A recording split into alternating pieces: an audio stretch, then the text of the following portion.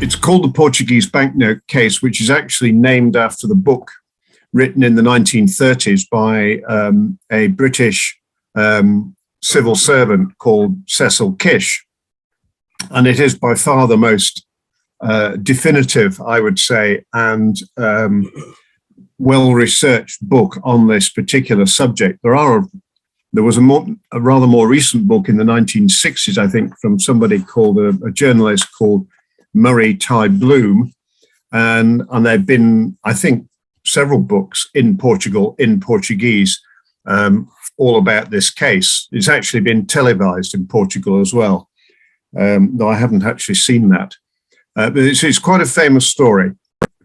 And what I'm going to do is, here I can show you can see here, I'm going to first of all tell the story about the conspirators and how they did it and what the after effects were. But there are three case studies that have come out of this. There's a legal case study because it did set legal precedent. There's an economic case study because there was an economic consequence of this episode. And then I think of most interest to us is the numismatic case study, which is how to tell the notes apart, the difference between the ones that were printed for the Bank of Portugal and the ones that were printed for the conspirators. And that's a sort of, there are still some mysteries about that, but I think nobody's corrected me yet. So I think I've gone as far as anybody has in being able to work out the difference between a genuine one and an illicit one. Anyway, so look, I'm going to tell the story first. And we're going to start off with a look at the people involved. Now, this chap was Artur Virgilio Alves Reis, if I pronounced that properly, which I probably haven't. He was a small-time fraudster in Portugal originally.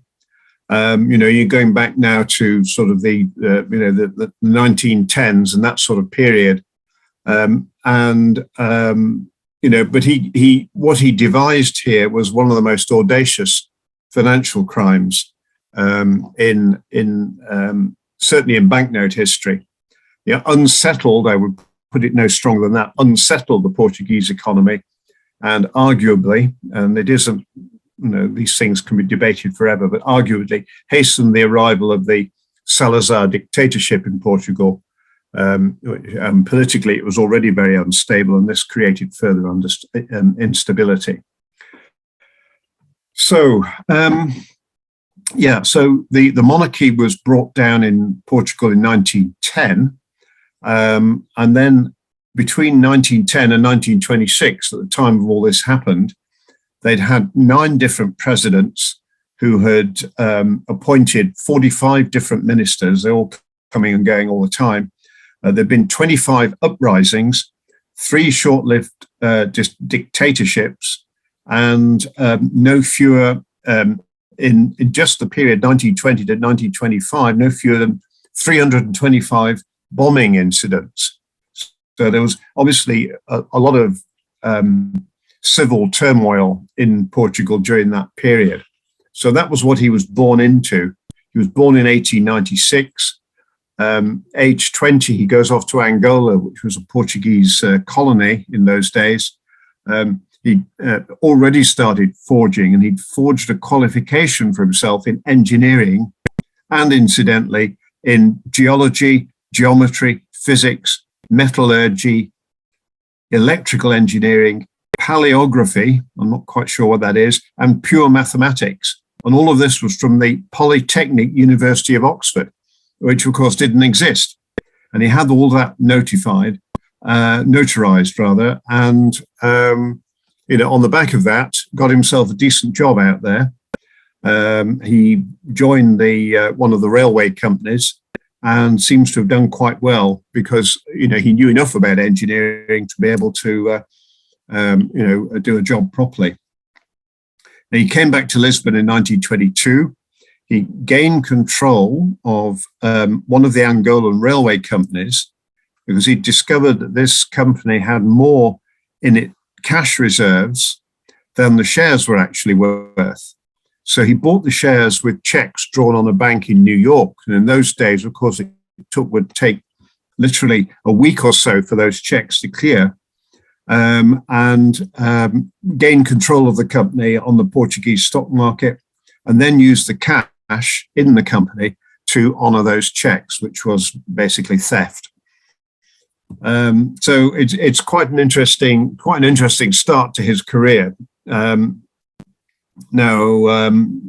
did actually end up being jailed for that. But he had other conspirators, people he got together with over the course of this story. And the first one was in early 1924. He was back in Angola again, and he met this chap on the left here, José Bandeira, who was, and I quote, a womanizer, a petty crook, a compulsive gambler, and heavily indebted. All of these things seem to have some sort of link. Where he was representing an unnamed Dutch investor.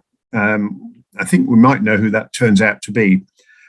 And later in 1924, he actually, Alvis Reyes did, anyway, went to visit this man in The Hague in the Netherlands. And José introduced him to his brother there on the right, who Antonio Bandeira, who was quite a useful character. He was a Portuguese minister in The Hague, and therefore had diplomatic status. So those were three of the conspirators. There are two more that are important. The fellow on the left, Karel Marang, is Karel Marang van Isselvera. I think that's his full name. He's actually a Dutch businessman, a fairly dubious background. And then the chap on the right is German. I suppose you can guess that from his name, Adolf Hennies. His original name was Johann Adolf Döring, and he had based himself in the Netherlands. He had a Swiss passport. He'd been a profiteer during the First World War. He'd been a German spy as well in Netherlands, which had remained neutral in the First World War. And, he had all sorts of rather dubious aspects to his CV. But anyway, all these people were joined up and were convinced by Alvis Reyes to join this particular plot. And then we come on to this gentleman in a moment. Now, so in July 1924, Alvis Reyes was arrested for his fraud, and he had 54 days in jail. And it was during that time that he started to cook this particular plan up. And when he was released, he drew up a fictitious contract to arrange a loan to the Angolan government of 100 million escudos, roughly worth £1 million in the money of the day, $5 million roughly. And in return for that, the lenders under that loan would get the right to issue notes in the country up to the same value. So effectively, if all those notes were issued and circulated, they would receive that amount of money, and then they would end up with an asset in the form of a claim on the Angolan government. But he gets his contract notarized, and he gets it authenticated by the consuls of France, Germany, and Britain. So, that becomes quite a powerful document. And on the basis of that, he recruited Marang and Hennies and José Bandeira without giving them the full details of what he really had in mind. In December 1924, they all meet up in The Hague, and they decide that what they need to do, if they're going to issue notes in Angola, they need to find a printer who would do an exact replica of notes that are already in circulation in Portugal. And this is Alvis Reyes' idea. And they called on a Dutch printer whose name was Enschede, if I've pronounced that correctly, which I probably haven't. Showed them the note concerned, which was a Waterloo production with a vignette of Vasco da Gama. Also showed them a couple of Bradbury Wilkinson notes, and said, can you replicate these? Well, Enschede were not interested in doing that, but they rather naively, I think, issued Marang, who was obviously Dutch and could converse easily with them, a letter of introduction to Waterloo's in London. So that's where Sir William Waterloo comes into the picture. And here he is. He doesn't dress like this normally, of course. He's in his full garb as the Lord Mayor of London, which was a role he got after all these events, or should I say, despite all these events. He was still made the Lord Mayor of London for a year in the early 1930s. So anyway, he shows up, he gets himself an appointment with Sir William Waterloo. He's got a letter of introduction from the Dutch printers. He's got another document stating that he was an accredited representative of the Portuguese government, Bandeira Senior, that is, Antonio Bandeira had issued that. And he also had he had a visiting card because he was also genuinely the Consul General of Persia in, as it was Iran nowadays, of course, in the Netherlands. So he had all these various documents, put them in front of Sir William Waterloo, who was suitably impressed. And he explained he was representing a syndicate of business people, Dutch business people, he said, to invest 100 million scudos in Angola by way of a loan in exchange for printing and issuing new notes. And could Waterloo help? The new notes would be identical to ones issued in Portugal, but they would be overprinted with the word Angola. But what he said to Sir William was, we'll do that overprint. You just produce the basic notes. And of course, as is quite often the case in these situations, he said, this is highly confidential. Don't tell the governor of the Bank of Portugal. Don't tell deputy governor, because there's a lot of opposition within the bank, and the Banco Ultramarino, which is the other Portuguese, major Portuguese bank, currently at that time had the exclusive right to issue notes in the Portuguese colonies. So, don't tell anyone because it's highly confidential.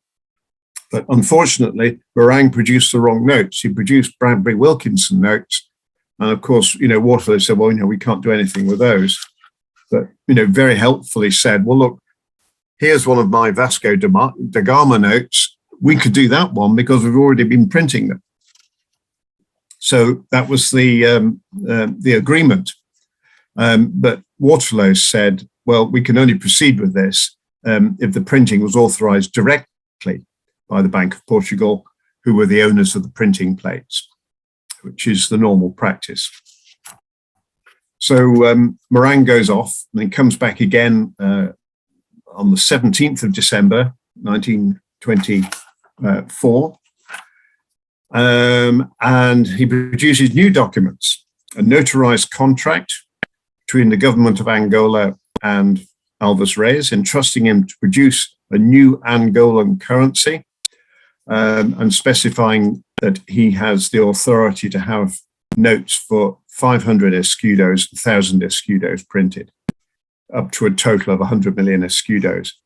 Then he produces a second notarized contract between the Bank of Portugal and the government of Angola to authorize all of this, and entrusting the supply of the notes to Alves Reis. And finally, he produces a power of attorney, which of course had also been notarized, which was issued by Alves Reis and authorized Meringue to do all the contract deliveries and everything, they arrange the contracts and arrange delivery and everything else.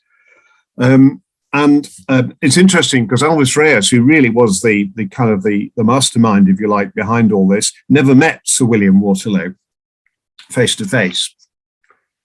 So anyway, Waterloo sends these three documents off to a city notary for translation, because they're all in Portuguese, and authentication, and they came back approved. I mean, of course, they're all fraudulent, these documents, but that's how it was done. Waterloo Sir William insisted on writing directly to the Bank of Portugal to seek their express authority to use the printing plates, and gave the letter to the Bank of Portugal with that request to Meringue to deliver it, which was rather foolish because, of course, the Bank of Portugal never saw that letter. So that was in December. At the beginning of January, Morang's back again in front of Sir William, submits to him a forged reply from the governor of the Bank of Portugal.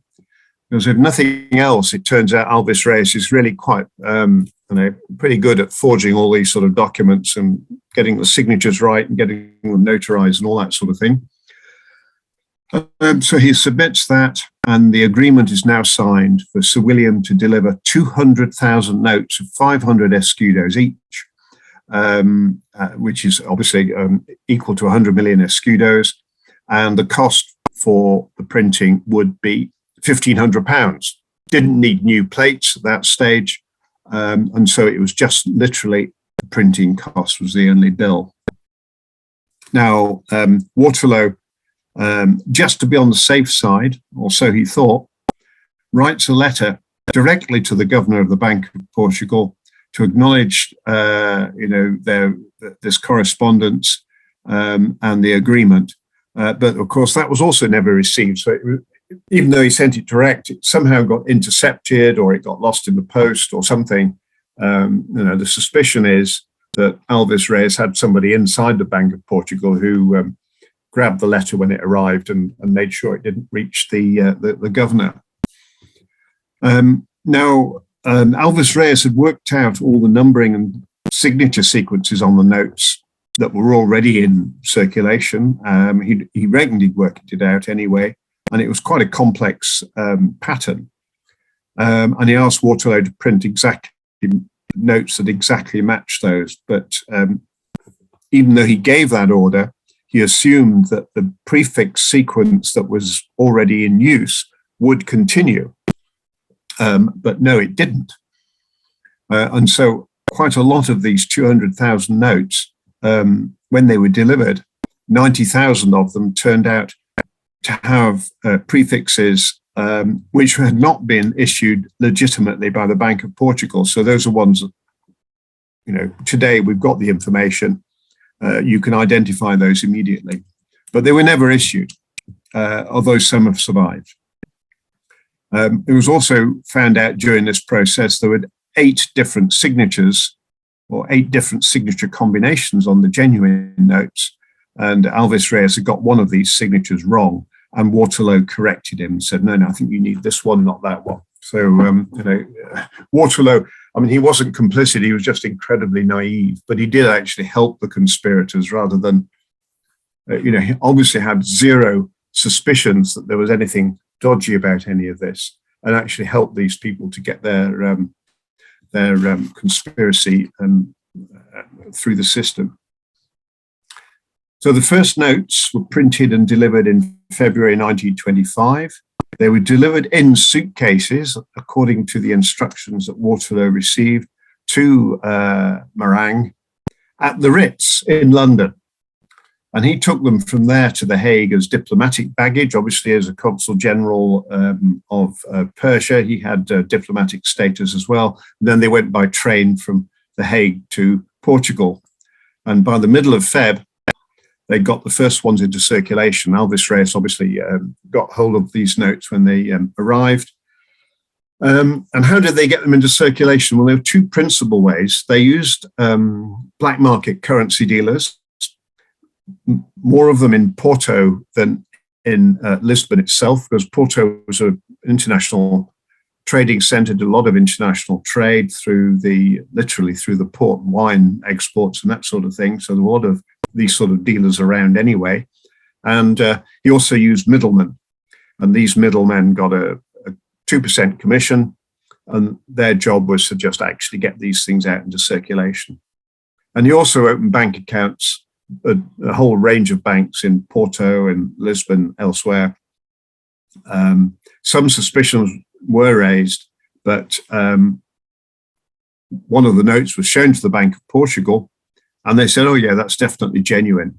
So, any concerns were allayed. And the next stage in the conspiracy, Alves Reis decided he would set up his own bank, and it was called the Banco Angola e Metropole. And part of the plan was that this bank, once it got its license to start business was to start buying shares in the Bank of Portugal. Because obviously, if they could build up enough of a shareholding, they had the majority, they could then take control of the Bank of Portugal literally, and then suppress any external knowledge of the whole fraud. Now there were 97,000 shares of the bank in circulation, so they obviously had to get at least 51% of those, and they started buying them. Once the bank was operating, the Banco Angola and Metropole was operating, they started buying Bank of Portugal shares. Of course, all of this was funded by these illicit notes. There were a lot of rumors in Portugal. There was a lot of rumors there was German money behind this new bank, and the government inquiry was actually started. They were worried that Hennies, who obviously popped up from time to time, was and quite obviously was German, was actually a spy, and that the ultimate aim of the German authorities was to re-establish a colony in Africa, namely in Angola. Because Germany had its colonies in Africa up to the end of the First World War, but they'd all been taken over by the victorious allies, the British and the French. But the Portuguese colonies, there were suspicions that they thought the Germans might try to achieve a re-entry into Africa and do it via Angola. And there were also rumors about these notes being forged, but again they were checked. Nothing showed up. Bank of Portugal said, no, we're happy with these, can't see anything wrong with them. So the next stage in this process was the conspirators thought, well, let's get some more of this. So they went back to Waterloo's, and there was another agreement. They wanted another 380,000 notes were ordered, which is a huge number, 190 million escudos, almost £2 million. All these were printed and delivered to Meringue, and they were delivered to Liverpool Street Station, to the cloakroom, where Meringue paid a hefty charge of 1 shilling and sixpence to keep all the trunks with these banknotes in, banknotes with a face value of nearly £2 million, and he paid 1 and 6 to have them tucked away in Liverpool Street Station. Now they'd actually brought another person into this. I don't have a picture of him, unfortunately, but this was the Venezuelan minister or ambassador to Portugal, and his job was to use his diplomatic cover to get all these notes into Portugal. They felt that was an easier way to do it because he was accredited in Portugal, and all the notes, when they finally showed up in Lisbon, they were stored in his apartment, which doubled as a Venezuelan embassy, and technically, therefore, was international territory. It was not Portuguese sovereign territory because it was an embassy. Anyway, so he had all the notes initially. And once again, the notes started to get out into circulation as quickly as Alves Reyes could manage it. And he was, by this stage, of course, he was spending the money hand over fist. He bought himself several very, very smart cars. He bought his wife loads of expensive jewelry. He bought property in Lisbon and elsewhere. So, he was on a bit of a roll, spending the money quickly as he could, literally as quickly as he could print it. So what happened next? Well, the newly established bank had, by early November, had got 10,000 shares in the Bank of Portugal. So they were well on their way to getting the 45,000 or so that they needed to take control. Push the share price up, of course. So, the buying process slowed down. It was not a state-owned bank. I mean, I think the Portuguese government did own a few shares in the Bank of Portugal, but certainly nothing that could have stopped this happening. Now, by the early December, Alves Reyes basically ran out of luck. And I think one of the reasons was he took one precaution too many. he was worried that all these new notes would become even more conspicuous if they remained in sequential order. So he started to mix them up. So it looked as if they were just an accumulation of newish notes which had already circulated. In fact, they were still brand new notes and they hadn't circulated at all, but they were no longer in sequential order. And he thought that would reduce suspicions, but in fact, it had the opposite effect. A money changer and the employee of one of the money changers in Porto became suspicious because he saw all these new notes and he saw that they were not in sequence. And he also realized that his employers were destroying related paperwork. So, he got very suspicious, reported his suspicions to the Bank of Portugal, and the whole thing unraveled, basically. That was in Porto. The Bank of Portugal is based in Lisbon. So they sent a team up the next day to Porto and started to go through all the notes that they could find at the money changers, at the Bank of Portugal's own branch in Porto. They gained entry to the Bank of Angola Metropole branch in Porto, and they got hold of all the notes they could get hold of and started to check them out, put them all into their correct sequence. And of course, what did they find? They found duplicates. Not very many, but they found duplicates with identical prefix and serial numbers. Otherwise, you couldn't tell. Well, you couldn't tell the difference, but there were clearly two notes, both with the same numbers, but otherwise looking perfectly genuine. So they got the police involved. All the people at the Bank of Angola were and Metropole, they were all arrested.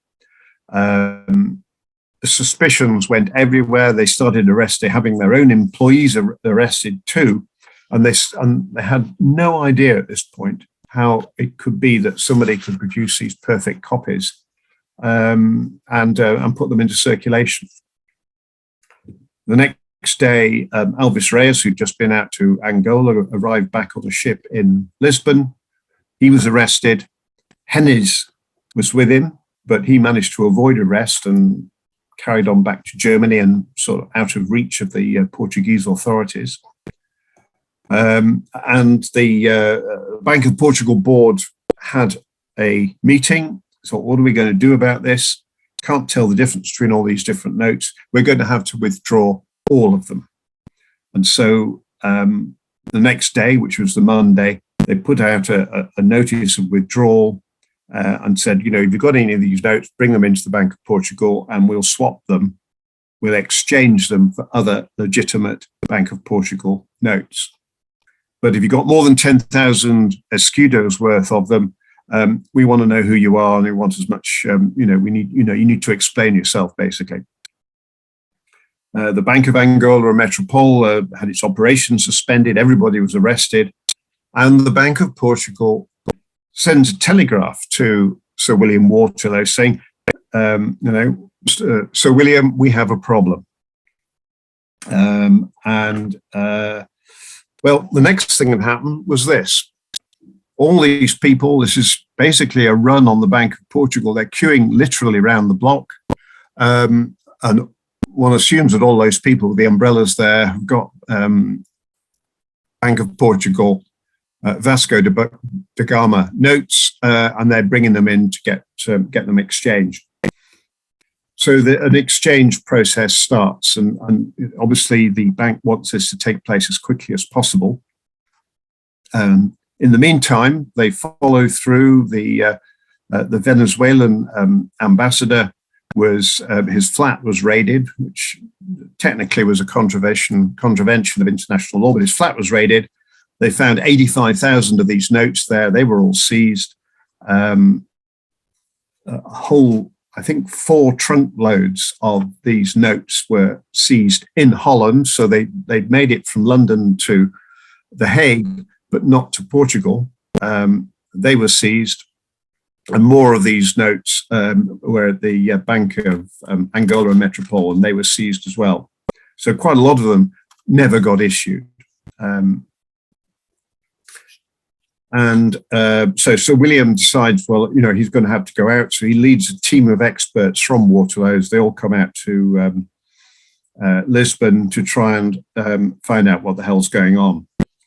I gather, it's not explicit from the book or anything else, any other sources, but at some point, Sir William, it must have dawned on him that he'd made a really rather disastrous error of judgment, shall we say. But anyway, he goes out to Portugal with a team of banknote experts. The Bank of Portugal sets a deadline, so want all of this stuff exchanged by the 16th of December. Very quickly, Waterloo's were able to identify some of the illicit notes because, and this is really where the numismatic story boils down, is on the plate letters. Waterloo, unlike most of the big security printers of the day, they used a system of plate letters, and I'll go into all that later in more detail. But they're able to identify that a lot of these illicit notes had later plate letters on them than the ones that have been used for the original Bank of Portugal order. And so they were quite obviously illicit. Now, by the 16th of December, over 115,000 more notes than had been officially issued had been redeemed. So, that's the scale of the problem. The deadline was extended, and the number of illicit notes that were redeemed by the Bank of Portugal was even higher than that.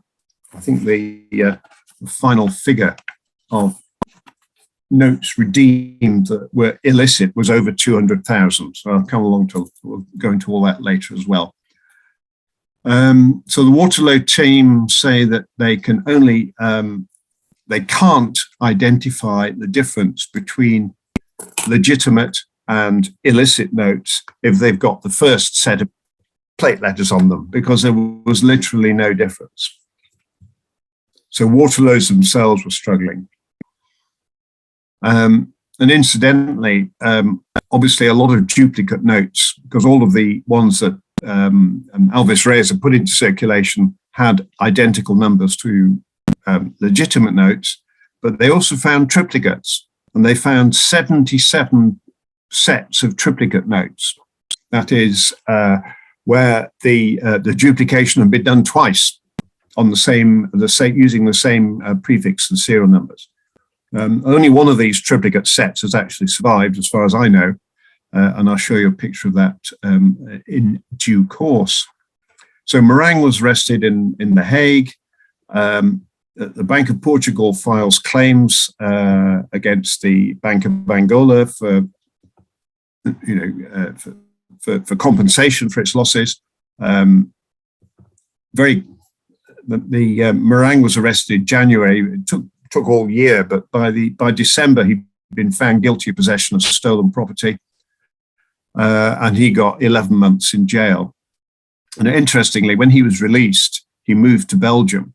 And even though there was a bit of an outcry in the Netherlands saying, well, look, this man's got off pretty lightly, they couldn't extradite him because there was no extradition treaty between Netherlands and Belgium. In fact, there were very few extradition treaties at all between different countries in those days. So he got away, and he moved from Belgium. He went on to Paris. He bought an established business there, and he turned himself into an established, respectable businessman, and lived for many years, and managed to put his past completely behind him. Now, all these things take time. I mean, all this took place in 1925 and the end of 1925, early 1926, when all of the notes were redeemed. It took until April 1928 for the Bank of Portugal to get round to suing Waterloo's in London for breach of contract and negligence. And we'll come along to the legal cases shortly. Alves Reyes, there was a criminal trial of him and his conspirators in Portugal. He produces a lot of forged documents to try to implicate people in the Bank of Portugal. suggesting that they were complicit and it wasn't just him. But in the end, he confessed that it was all his idea, that he alone was guilty, and that the others had all been acting on his instructions. So he got 8 years in prison, which is quite a long sentence, and then 12 years of exile. Jose Bandera, incidentally, got the same sentence, and Hennes was sentenced as well, but that was in absentia because he wasn't in Portugal, he was in Germany, and at that stage anyway, scot-free. That was in, so all of that came to a head in May 1930 when the Alves Reyes was sentenced. Incidentally, 2 years later, Hennes, back in Germany, gone back to using his original name of Döring. There was no extradition treaty, but there was a reward out for his arrest. And his then girlfriend turned him in, and he was tried and convicted, and he got 12 months in a German prison back then in starting in September 1932. So there were two cases: a criminal case. There was also the civil case in London, and then very briefly, the first judgment was given in favour of the Bank of Portugal for £569,000, which was the face value of the notes that had been redeemed. Waterloo's appealed against that. The Court of Appeal decided that still in favour of the Bank of Portugal, but for a lesser sum of £300,000. And then the Bank of Portugal appeals to the law lords, which is a function. These were senior lawyers sitting in the House of Lords. It's a Supreme Court nowadays, of course. But the law lords again found in favour of the Bank of Portugal, majority verdict of 3-2, and for a higher sum of over £600,000. So in the end, this cost Waterloo's, well, even more than the amount of this cheque. This cheque is for £645,000, signed by Edward Waterloo. I think by then Sir William had been booted out of his own company. But the total cost to Waterloo's was not £645,000. It was actually £697,000. That was the financial cost to them. Of course, it was a huge cost to their reputation as well. And it is said that they never fully recovered, although we all know that they carried on in business until 1961 and won lots of new business. But I think there were a number of potential customers of the bank that stayed away of Waterloo's who didn't use them because of the damage to their reputation. So, and the final word on Alves Reyes. He had his time in prison. He was released after the war. He became an evangelical Christian. And when he died, The Economist had a very brief obituary and said, well, the perpetrators, and particularly him, however reprehensible their motives, did Portugal a very good turn according to the best Keynesian principles. Anyway, we'll come on to the economic consequences shortly, but I'm going to go now to the legal case study. We're not doing too badly for time.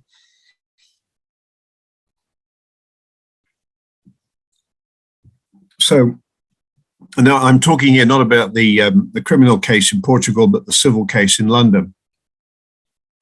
I mean, even today, foreign entities suing British ones in a British court and winning is, something that people are still being surprised by, and possibly not in this country. But there's a lot of countries around the world that you go there and try to sue somebody under the laws of that country in that country. You may well find that the legal system favours their own national rather than the complainant. But anyway, in this particular case, the Bank of Portugal won the case. And the issue revolved around negligence. The bank claimed that Waterloo had been negligent. Waterloo claimed that the bank had been negligent, and that actually the only recompense they deserved was the costs of printing the original notes. There was a lot of argument about the lack of convertibility of the notes, as Portugal was not on the gold standard. I mean, the note says that they are, it was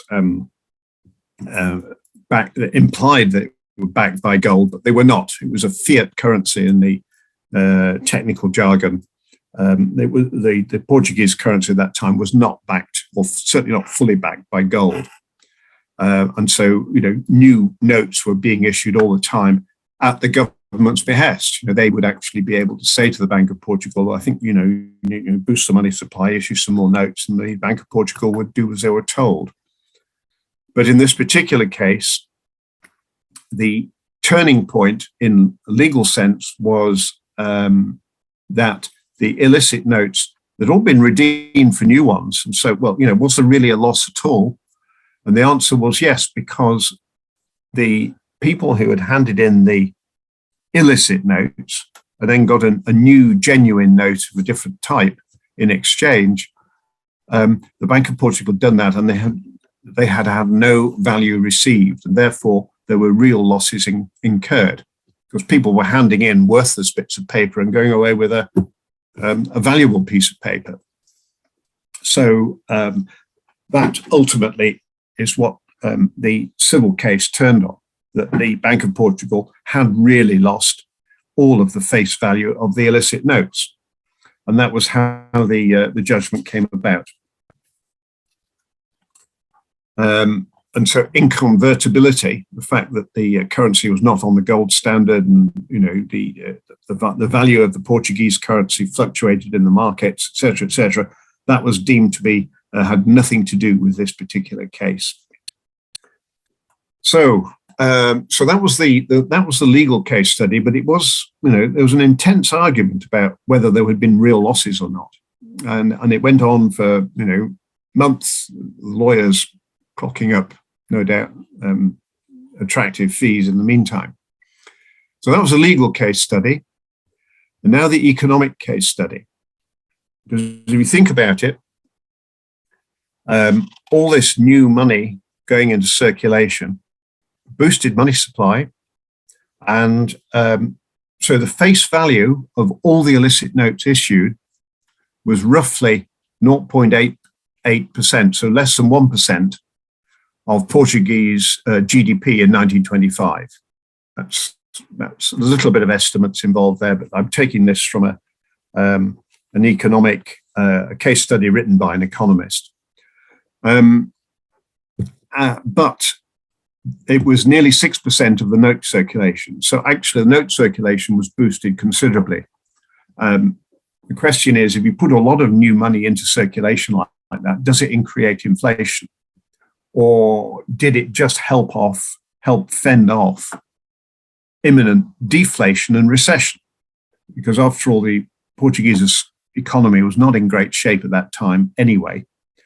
And the analysis, which was done incidentally by an economist called Henry Wigan, and he did this in about 2004. So it's a fairly, it was only less than 20 years ago he did this, and he went into as much detail as he could. And one of the problems with measuring any of this was the poor quality of economic statistics in Portugal anyway at that time. So the bottom line, his conclusion was, this is a currency that was not on the gold standard. It had fluctuated a lot. There'd been substantial devaluation of the escudo over the years since 1891, when they came off the gold standard. Was it? Yes, 1891. But his conclusion was that the effects of the fraud were actually more political than economic.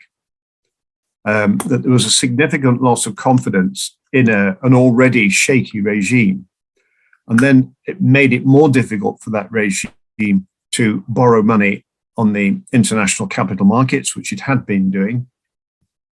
And that created economic problems for the government. which of course went on to collapse. Anyway, to quote from Henry Wigan, the crisis, this whole conspiracy aggravated inflation and induced a loss of credibility in the First Republic. Credibility loss proves more significant than its inflationary counterpart when explaining the crisis's relationship with the collapse of the First Republic. The crisis was, in effect, a trigger event. And of course, within a couple of years, the Salazar dictatorship took over, and some sense of stability, political stability, returned to Portugal, albeit at significant loss in democratic terms. So that was the outcome. Now, this is the bit I hope you've been waiting for, if any of you are still there. The numismatic case study. How can you tell the notes apart? And this has been something that those who study this case and those who are interested in the notes themselves have been trying to work out for a considerable period. Now, I've identified 6 data points, and by far the most important is the first one, which is the primary plate, obverse plate letter, and I'll explain what that phrase actually means. But the prefix letters themselves are good indicators. The extra comma that started to appear in the printer's imprint on the notes is a good indicator. The front of the note had used two plates. There was one that printed the, I suppose you'd call it maroon, if that's the right color, sort of purpley maroon basis of the note. And then there was a secondary plate that printed all the other elements, which were in black. And each of those plates used, they had the Waterloo plate letters on them. So you had the primary plate, which was the maroon part, and then the secondary plate, which was the black ink part. And then, of course, on the reverse, you also had a single plate was used to print the reverse of the notes, and that also had its own plate letter. And finally, there's a signature combination, which was quite complex. So 8 different signature combinations that were used in rotation on these notes. So going back to the beginning, the Bank of Portugal contract was they ordered 600,000 notes of this type, 500 escudo notes, and they were delivered during 1923 and 1924. They all went into circulation. So all 600,000 of those notes were out there. They were broken down into 2 orders. Each prefix had a numerical serial number sequence that went up from 00001 to 20,000. Then they moved on to the next one. And a number of letters. We were talking about letters not used. The Portuguese did not want to use any vowel. So A, E, I, O, and U and Y were not used. And there's no W either, because W doesn't appear in the Portuguese alphabet. There's no Portuguese words with a W in them. So they started off at 1B. There's the very first prefix. So obviously A wasn't being used. Went all the way through to Z. And then they started with double letter prefixes. So you had, after 1Z, it went to 1AB. And the second order went from 1AC to 1AN. And again, that was 10 prefixes of 20,000 notes each. In total, 200,000 notes. And so it's 1AB, 1AC, AD, not AE, because it had a vowel in it, and then FG and so on through. So it was, it was very clear from this information exactly what the legitimate notes were. So if you have any of these notes, if you ever see one of these notes and it doesn't fit into these sequences on this page, then chances are it's illicit. So these are the ones that were printed for Elvis Reyes. His first order was AB to AU, including 1AE, which is therefore an illicit note, one AI, one AU, and one AO, sorry, and one AU. Those were all illicit, but he never put a lot of that into circulation. So one AE, one AI, and one AU onwards, so that's 9 prefixes of 10,000 notes each, were never put into circulation. And the other thing, by the way, that Alvis Reyes got wrong was his first order was he had 10,000 notes per prefix, not 20,000.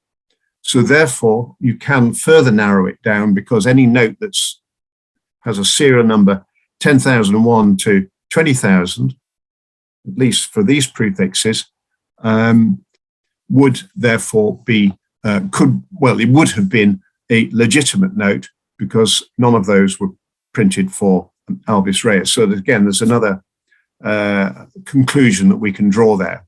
But then he had his second order, where he did go to 20,000.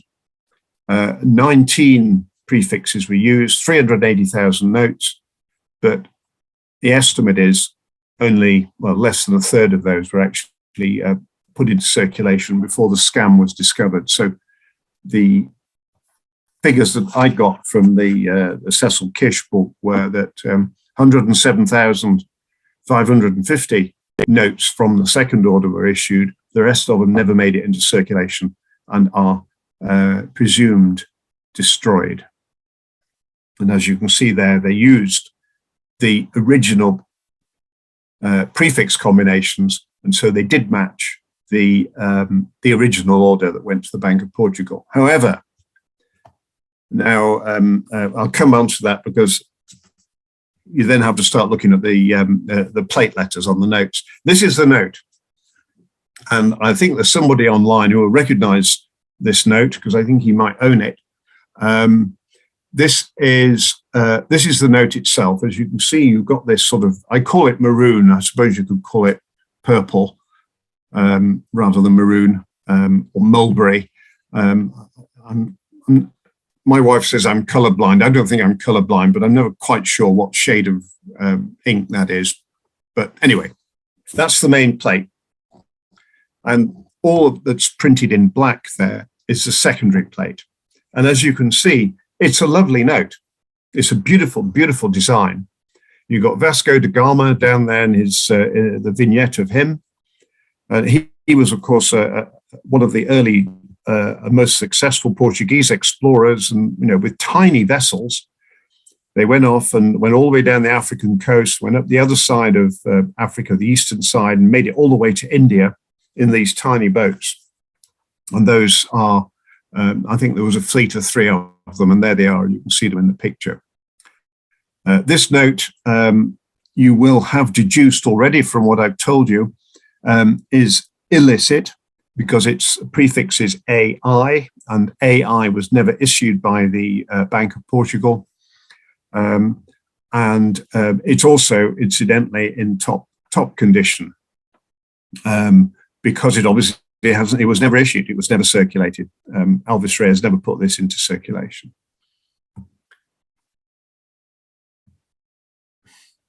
Now, let me just move to the next one. This is the reverse of the note. It's a Portuguese coat of arms there in the middle, and it was printed from a single plate, using the same color as the main plate on the front. And there is a plate letter on that, and I'll be showing close-ups so you can see the plate letters next. So here we are. The primary obverse plate letter. It's down in the lower left-hand corner, and it's just outside the design. I put a ring around the bit of the note that you need to look at. This is a different note, by the way, 1AU, which is also one that was never issued, and is part of the only group of any sizable sequence that has survived. I think there's maybe 20-odd notes in sequence with 1AU and using these in this serial number range. But that down there in the bottom left-hand corner, that's where you see the plate letter. And here you are close up.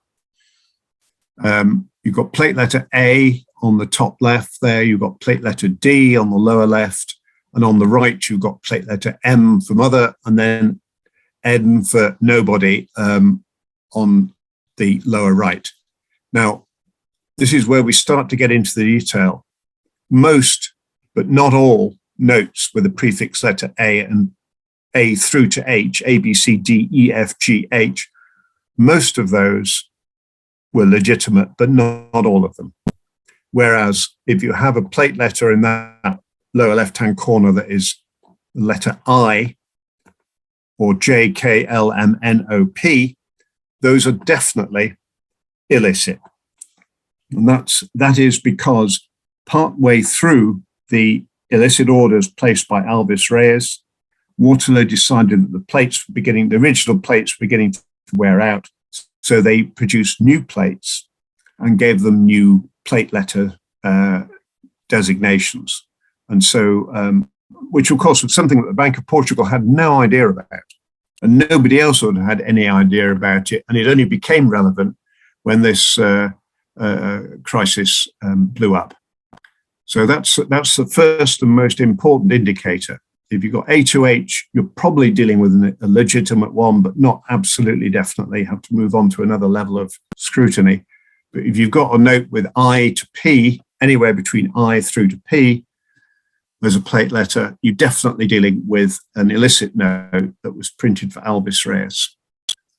So, and this is how the plates, the printing plates had 8 impressions on them. And it was, as you can see on the left, that's the first plate, A, B, C, D, and then E, F, G, H. And that's how they would have looked on the actual printing plate. And then on the right-hand side is the second plate with the later letters. Now, the next thing we look at, the prefix letters. I set out what the legitimate and illicit orders actually were that were printed by Waterloo's. This note, because it ends in a U, 1AU, this note is illicit. And as you can see, it's in top condition because it never circulated. But you have to look to the prefix letter as a second indicator as to whether the note's genuine or not. Now, here I've put 4 notes up. The ones on the left are legitimate ones. The first one, 1X, 12928, that's legitimate because the number is over 10,000. And when Alvis Reyes ordered notes with that on, he only ordered 10,000 of them. 1AC 05001, that is a legitimate note. Well, probably legitimate, I should say probably. Whereas the ones on the right, because it's the end in a vowel, AI and AU, those are definitely illicit notes, no doubt about that. So this is a picture taken from the criminal case evidence files, which apparently there's volumes and volumes and volumes of it, because Alvis Reyes tried to bamboozle the court, produced endless documents. And of course, all the legal statements by the defense and the prosecution are all in these files. And here's an example of a duplicate note, which had been picked up when the Bank of Portugal redeemed all the notes. And of course, one of them would be stamped duplicate. Now, I think by the time this stamp was applied, they probably had been told or had worked out which was a genuine one and which was an illicit one. But nevertheless, you can see there's a matching pair with the same serial numbers, same prefix. Now, as far as I know, and I don't know whether I've reminded myself of this, very few of these have ever come onto the market. I think I'm right in saying that there's less than half a dozen pairs of notes have ever come onto the market where you've got the legitimate one and the illicit one side by side. It would be, I hesitate to think what that would go for in an auction nowadays, but probably substantial sum, because there are so few of these pairs. There is a pair of notes, incidentally, legitimate and illicit ones in the British Museum. There's obviously a few of them in museums and in the court papers in Portugal. And as far as I know, there's very, very few that have, come onto the market and are in private hands. So anyway, that's an example of the duplicate pair. And here's an example of a triplicate pair. The note at the top has been stamped triplicate, and the one at the bottom is stamped duplicate.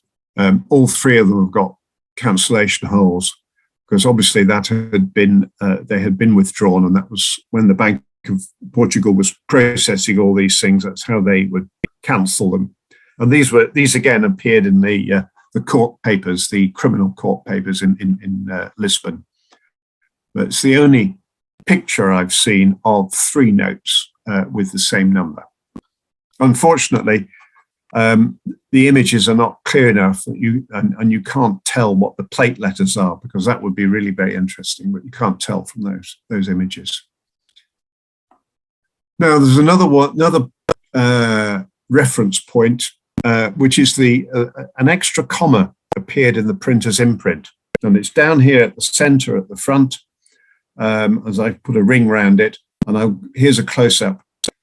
The one on the left doesn't have a comma after Waterloo and Sons, and the one on the right does have a comma. So you've got Waterloo and Sons, comma, limited, comma, launderers.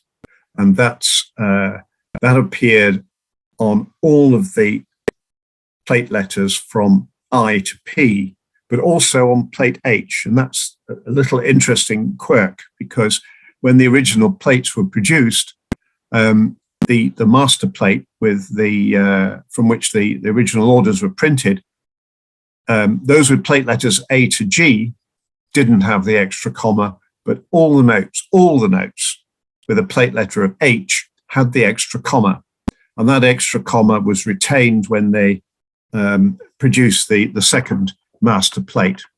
So it's a strong indicator, but it's not an absolute clincher that the notes elicit. Because if you've got a plate letter H, and it would have the extra comma, but it may not necessarily be an illicit note. So there's a little bit of doubt there at that point. Now, the next thing that you can look at, and these have not been researched fully because it's quite difficult to do so. The secondary plate, printed in black, had its own plate letter, and it's located roughly where I've circled it on the note. And here's a close-up. You can see it's the letter X, because that particular, the black part of it, they went to a third master plate. And so they used the letters Q down to X. So in this particular case, you can see the X. But on a lot of these notes, you can't see the plate letter because it's obscured by some of the other printing, and so it's not really very reliable guide. But the chances are that you've got a secondary plate that's got letters from I through to X, actually. So two sets of plates. The chances are those are illicit notes as well. But it's really just to back up the what you already know. So this is just a summary. Secondary plate. Secondary plate. They use three master plates, so A to H, and these are all on legitimate notes, and they would match the primary plate letter. So if you've got the letter in the lower left-hand corner is A, then the secondary black ink plate, that would be a letter A as well. But by the time you get down to the later printings, they had moved on to a different plate, and so you've got plate letters on the secondary plate, Q to X, which didn't match up with any of the notes in the lower left, any of the plate letters in the lower left-hand corner. So again, the secondary plate, it's a good guide, but it's not a clincher in itself. Now on the reverse, there are two different locations. I don't know why they moved the location, but they did. This is most of the notes, certainly all the ones, I think all the ones printed for the Bank of Portugal, the plate letter is inside that circle there. And there you go, there's a close-up. That's prefix letter C. So that would be a legitimate note. It moved to a second location in the foliage down there. Got very clear images, but you can see there's a J on the left and a K on the right. Both of those were from the later printings and therefore probably illicit. I say probably because the point at which the primary plate was redone and they started using the new plate letters was not exactly at the same time that the reverse plate used to print the reverse was renewed. So you could get non-matching prefix letters. And then finally, signatures. As I said, there's a whole group of different signatures. The governor, who you can see there is Camacho Rodriguez, as the upper signature. He appears on all of the notes. And then you've got a director below him. In this case, it's a fellow called Ulrich.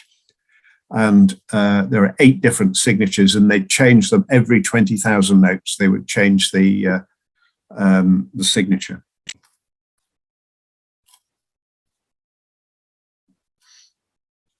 Oh, I'm sorry. Every 5,000 notes there. That makes it even more confusing. Yeah, that's the governor. And then one of the 10 directors in turn. I got that wrong. So it's one of 10 directors. So there are 10 signature combinations, and they changed every 5,000 notes. It must have been a nightmare for the printer himself. But anyway, that's how they did it. And these are the names of all the signatories. I have to say that, interesting though they are, I don't think they have really been. There's no indications that I'm aware of where the signature has been decisive in differentiating between a legitimate note and an illicit one. But as you can see, there's a number of other signatures appeared on these things. And now to summarize, I think we're getting quite close to the end now. I've got three listings here. Definitely legitimate, definitely illicit, and then those where there is still some doubt. And as you can see, there's quite a lot there based on the prefixes that we have some doubt about, because notes with those prefixes were printed for both the Bank of Portugal and for Alves Reyes. But the ones on the left, it is clearer. But do note the serial numbers, because in some of them, serial numbers are 1 to 10,000, and others it's 10,000 to 20,000. So now, putting together the information that we have on the prefix letters and the plate letters, we can narrow it down a little bit further. So you've now got legitimate, definitely legitimate, all those on the left, and definitely illicit, all those on the right. It does leave some doubts, but you've narrowed it down considerably. And I think this is the logical process that the Waterloo people themselves used, because they were all being printed from the same plates. There were no other ways in which they could really differentiate. So these are the remaining uncertainties, and this is probably the most interesting bit here. So you've got the prefixes 1AB through to 1AN as listed there. And if it's serial numbers 1 to 10,000, and if the plate letters A to H, then you're dealing with a note that could be either legitimate or illicit. And this boils down to 110,000 notes out of a total issuance estimated at over 800,000. So in other words, about 13% of all the notes that were ever produced, out of all the notes that were definitely issued, because not all of Alves Reyes' notes got into circulation, 13% are still in doubt, and the rest of them we can be clear.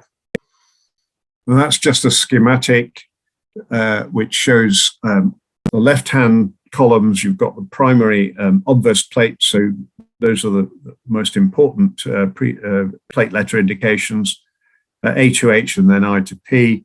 And then you've got the secondary one, which runs to a third master plate, Q, R, S, T, U, V, W, and X, and then the reversed plate. Now, of course, the reversed plate, the numbers are in the opposite sequence because when you print the note, you'll print the obverse first, and then you'll turn the paper over and print the back. And so, even though it's A, B, C, D on the master plate, it will appear the other way around. I hope that's clear. And then here we are. This is the final clincher. And I've taken this information from the Kish book, total number of notes redeemed. So they'd issued legitimately, the Bank of Portugal issued 600,000 of these notes. They redeemed 799,000. And they're able to break it down that, as you can see here, 589,000 were legitimate and 209,000 turned out to be illicit. And then I've broken that down a bit further, 106,000 from the first order and 103,000 from the second order. And it's easier to identify second order notes because they've all got this plate letter of I, J, K, L, M, N, O, P. And so they're, by definition, if you've got that plate letter, you've got an illicit note. And if you look at the breakdown, even after all of this analysis and working through all the nearly 800,000 notes, there were 7,500 pairs of notes that Waterloo could not tell apart. They didn't know whether they were genuine or not. So, which is, I think, quite interesting. It shows you how far you can get, but you can't get the whole way in terms of working it out. Certainly not from the information we have today. So there we are. That is my conclusion. There's nothing really I can add to that, other than I can throw some more statistics at you, but I think you've probably got more than you can cope with. But I'm very happy to take questions, and I hope you found the story interesting. Thank you.